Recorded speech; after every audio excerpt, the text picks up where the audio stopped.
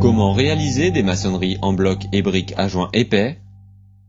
En plus de la caisse à outils traditionnelle, il nous faut une bétonnière, une pelle, une tronçonneuse à disque, un fer à joint, un laser et une massette. Côté matériaux, on vérifie que tout est bien sur le chantier, les blocs, le ciment, le sable, l'eau, l'adjuvant, le colorant, les aciers et une planche de bois. Pour votre sécurité, n'oubliez pas les gants, le casque, les lunettes, les protections auditives, le masque et les chaussures de sécurité. Première étape, la pose du premier rang. Dessinez l'implantation des murs avec le cordeau à tracer.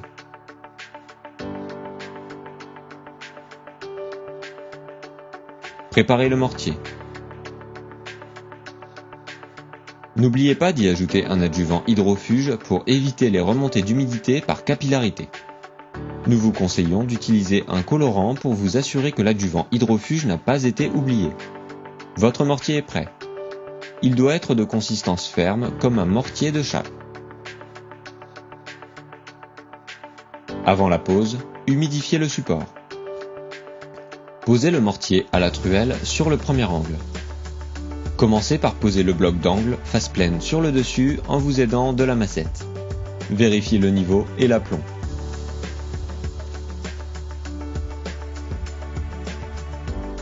Faites de même de l'autre côté. Utilisez le laser pour l'altimétrie entre vos deux blocs.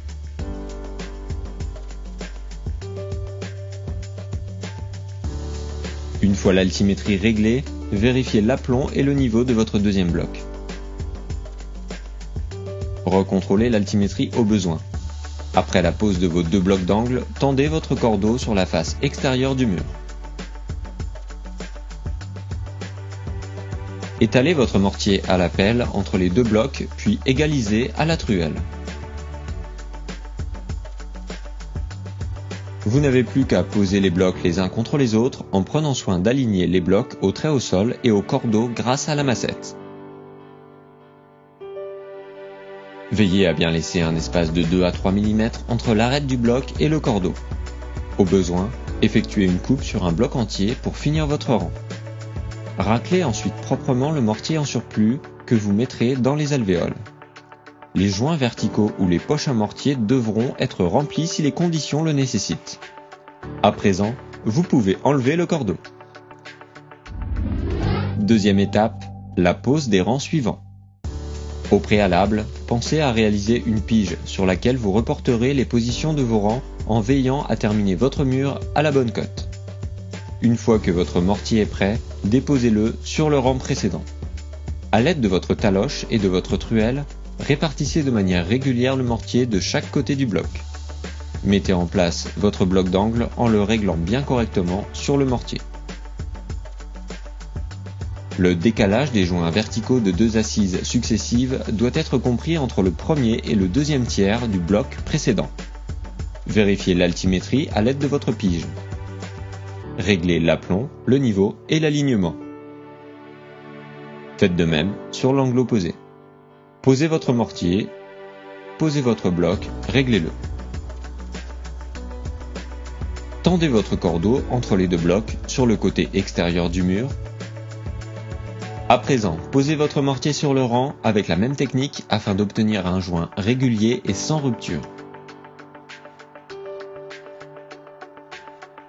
Dès que le lit de mortier est prêt, posez vos blocs en les alignant au rang précédent et au cordeau. Réglez leur position avec la massette. Raclez le surplus avec la truelle. Remplissez les poches à mortier si les conditions le nécessitent, comme pour le rang 1. En cas de façades apparentes, vous veillerez à passer un coup de fer sur vos joints pour en améliorer l'aspect. Troisième étape, le chaînage. Faites une ouverture dans vos premiers blocs poteaux afin de retirer le mortier. La section des armatures ne doit pas être inférieure à 1,5 cm². Assurez-vous que le béton remplisse bien parfaitement l'intégralité du chaînage.